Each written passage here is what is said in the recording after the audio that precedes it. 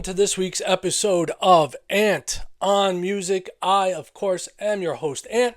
And this week we're just going to be taking a look at the new Bruce Springsteen box set, the expanded edition of Nebraska, entitled Nebraska 82, expanded edition.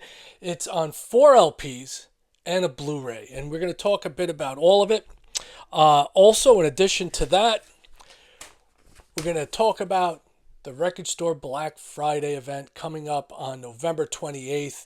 Mark your calendars if you haven't already, and take a look at your list and go online to Record Store Day and see what they've got out there that's going to be coming out. There's plenty of stuff. There's always plenty of stuff for me to get. Before we get into it, just want to thank everybody for checking out the channel week in, week out, video after video. I really do appreciate the support. I appreciate the feedback. And I do appreciate all the commentary. I really do. It makes my day to talk with you all and even get corrected from time to time when I say things incorrectly or screw something up. So, Bruce Springsteen, Nebraska, all right? These were songs that were put together in the winter of 81 and 82, and they were not controversial from the sense of the songs, more so the fact of the very lo-fi spirit and they were recorded in, and the fact that Bruce was coming off of like having hits like Hungry Heart, and this was rather bleak, very, like I said, very lo-fi, very indie. It was basically recorded in his bedroom in Colts Neck, New Jersey, and they've put out this gorgeous box set, as you can see there, and this is somewhat of an accompaniment to the film that just came out, the Bruce Springsteen documentary, Deliver Me From Nowhere, which is about the time of the writing of this album, and basically the struggles that Bruce went through with getting the album put out the way he intended to. And the album, the box set breaks down over 5 discs.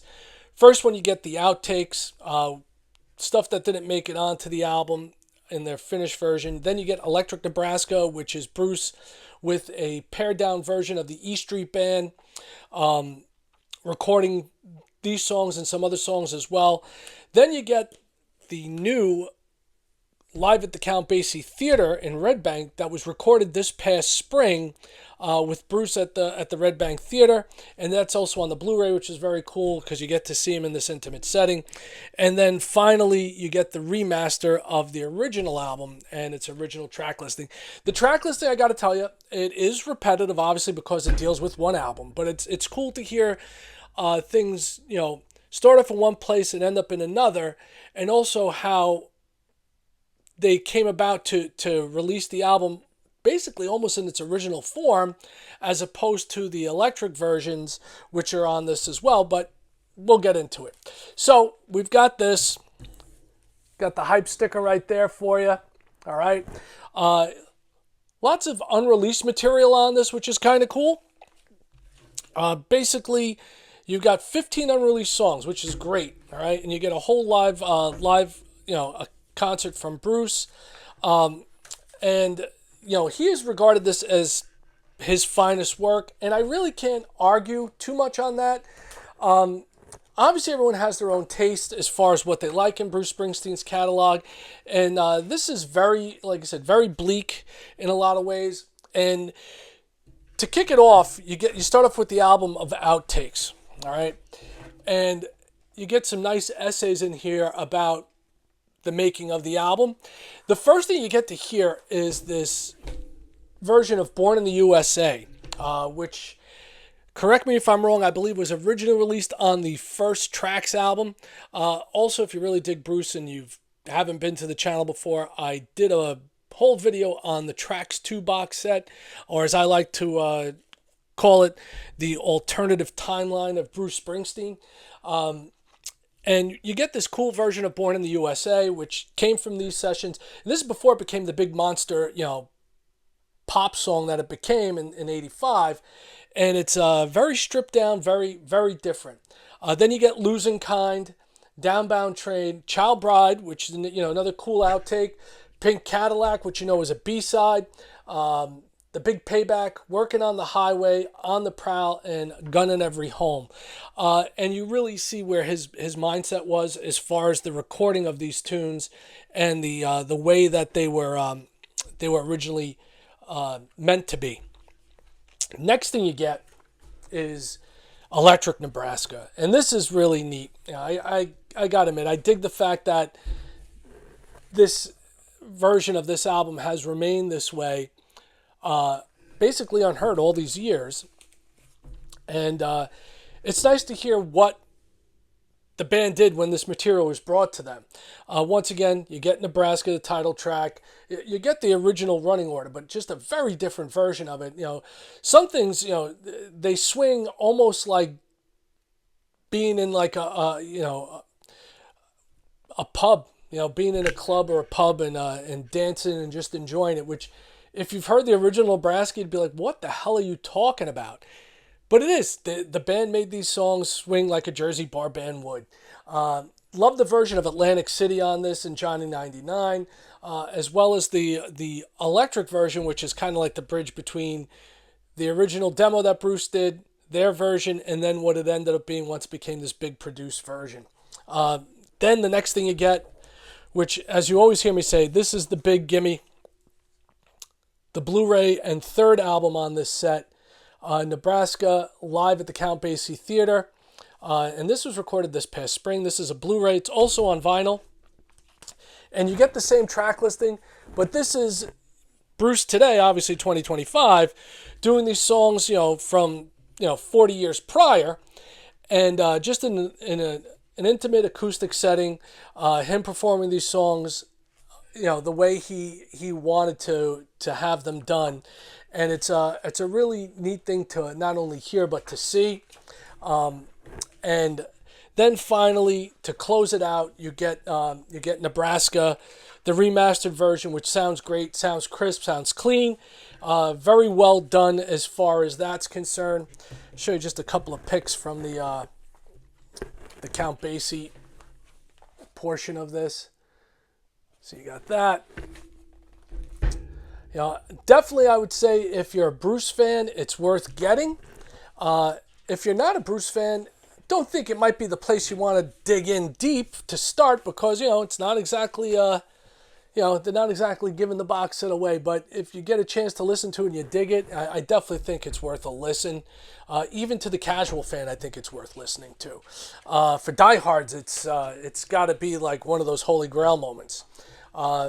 So, worth checking out. Bruce Springsteen, Nebraska 82, the expanded edition. Lovely, great to add that to my collection of stuff for Bruce. And that's it as far as new stuff goes. I'm going to come back later on this week. Believe it or not, I've got so much stuff to go through. And I just wanted to do this by itself for two reasons, because I wanted to talk about this.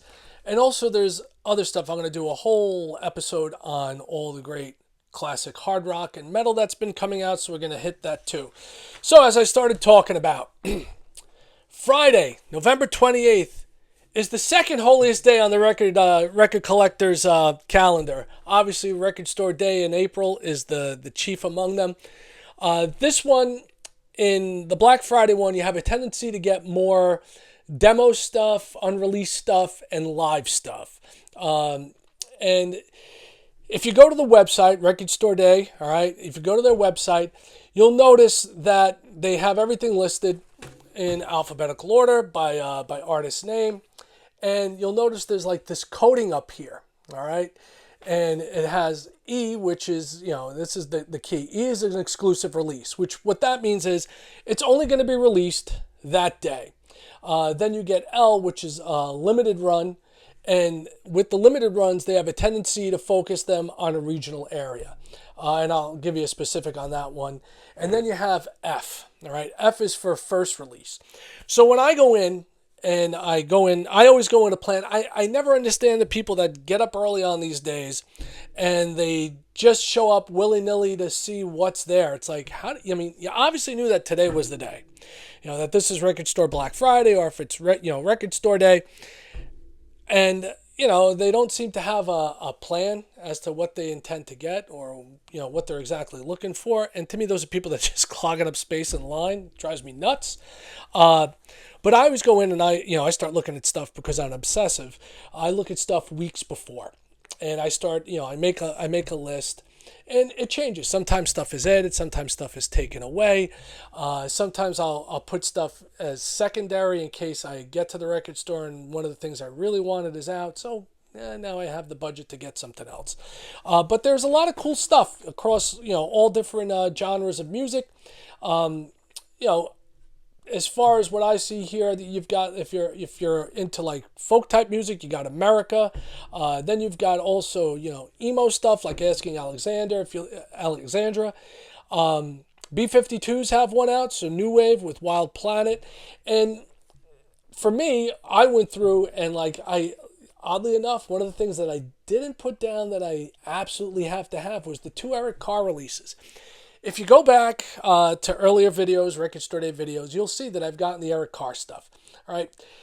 The reason I'm not doing it this time, okay, is that they're basically re-releasing the same two albums again. They're re-releasing Rockology, all right, and Unfinished Business.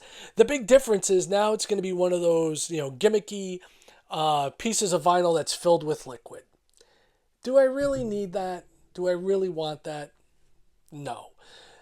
The whole thing with the other releases was that they hadn't been in print for a long time, and now I feel like it's just kind of, it's just kind of milking it at this point. It's like how many times are going to re-release these things? One of the things I did put on my list was Alice Cooper, Welcome to My Nightmare Live from back in the 70s. Another one for me. The Doors, live in Copenhagen, 68. It's always great to hear the Doors in all their messy glory performing. And from what I read on this release, and both of these, like I said, for me, the big key is that these are exclusive releases, which means if I'm going to pick it up, that's the only time I'm going to get a chance to pick it up. Otherwise, if you go on Discogs or one of the secondary selling sites, it's going to cost you a kidney or a lung, which, not doing that. Then you've got other stuff I'm not interested in, which like a Record Store Day First. Dr. Dre, Compton, a soundtrack by Dre. Going back to the Eric Carr. Now that is listed as out, which is limited run, which means it's going to be focused on a specific geographical area. Obviously, Eric Carr being from New York, it's going to be something where they're going to have here. And I think, obviously, with all the hard rock, hair metal stuff, it's going to be probably pretty easy to come by in, say, LA. Probably something along the lines, maybe in Phoenix, Arizona, you're not going to really see that. Other things I have on my list. Bob Dylan, all right? They have Bob Dylan, the original Free Will and Bob Dylan. Now, this is an exclusive. This has 4 tracks on it that didn't make the original pressing of the album. So I'm curious. I'm interested to hear what those are, and I do like Dylan. So this is going to be if I can get a copy, I'm going to be happy with that. Fleetwood Mac live in '75. So the first tour with Buckingham and Nicks in tow, that should be pretty interesting. Then a new artist that I've been touting forever, and this is a first. This is the only one that I think I'm looking to get that is a first release, which is Neil Francis. What they did was they took Neil's first 2 LPs called Took a While and Stay Strong, Play Long, and they put them together as a collection 2 LP set. I want to hear what that sounds like. I have everything post that. If you haven't heard of Neil Francis, definitely check him out. He puts, as I say, the funk and soul in rock and roll. He's a great pianist, great keyboard player, writes some great songs, up and coming artist, really cool, and definitely worth checking out live. And his albums are great as well. One of the ones I'm on the fence about, In Excess, live from the Royal Albert Hall. That's 1986, so you're talking about Kick, that era of the band. So that should be good. Didn't put on my list, but you never know, might pick it up. Another live one, live from Long Island, Billy Joel, 1982. The cool thing about this one is that this Billy Joel album was originally a video cassette. For those of you old enough to remember video cassettes and VCRs, it was an entire show from Long Island at the Nassau Coliseum, basically like a homecoming show for Billy Joel. And they put it out as a video, and it never saw the light of day other than that. They're finally giving it a release on vinyl. It's an exclusive, so I'm going to pick that up. Another one is Elton John and Brandi Carlile. All right, Who Believes in Angels live in London, and that's going to basically take the album that they put out earlier together this year. I believe it was a TV special, and basically the recording of that. Other ones I'm interested in. Montrose. Sammy Hagar and Montrose. First live recordings of the band at a radio station. It's live 1973 KSAN radio sessions, and that's a first. If I can grab it, I'm going to grab it. Always getting Motorhead. I love Motorhead live albums, and this is live at Brixton in 1987. It's going to be a killer set as well, so I'm going to pick that up. It's like Motorhead's one of those bands. If you love them, you love them. If you don't love them, you never get them. So, that's one that you either love or hate. Talking Heads. Talking about opposite ends of the spectrum. So then you got the Heads, and with the Talking Heads, this is called Tentative Decisions, demos and live versions. So stuff going back from when they were in Rhode Island before they made the big move to New York. So that should be pretty interesting to hear those sessions as well. And finally, I believe the last one on my list, two more, Van Halen. Van Halen live at Wembley in 1995. That's an exclusive. That's obviously Sammy Hagar era, and dig the live stuff. I wish they would release some more live stuff with Dave from the Dave era, but I'll take the Sammy stuff because who doesn't love to hear Eddie Van Halen play guitar? Another one coming out, which I didn't put on, is a re-release of Voivod, Lost Machine Live, which is a limited run 2 LP set from Brutal Planet Records. I already own it. I don't need to get it again. There's nothing new there, so I'm letting that slide. Last thing on my list is Warren Zevon Epilogue, live at the Edmonton Folk Music Festival. That's a 2 LP set, and that is actually Warren Zevon's last show. I really want to hear that. I think Warren Zevon's one of those very underrated talents that didn't get the credit that he was due when he was with us. Very quirky guy, wrote some amazing tunes, so I'll be looking forward to getting that. So that is everything I have to talk to you about for this episode. Come back in a few more days. I'm going to drop another one, and that's going to be very hard rock, very, very metal. Time to get the horns out. We're going to be looking at most likely the 50th anniversary edition of Dressed to Kill by Kiss, along with some Rocktober releases. I think I might be just about finishing those up, maybe one or two after that. And that's everything. So, thank you so much for checking out the channel. Thank you for all your support. Really do appreciate your time. Drop a comment, give a thumbs up, click like. And if you want, share it across other platforms. Share it with friends that may dig this kind of stuff. Until next time, as I always say, peace, one love, music, and I'm out.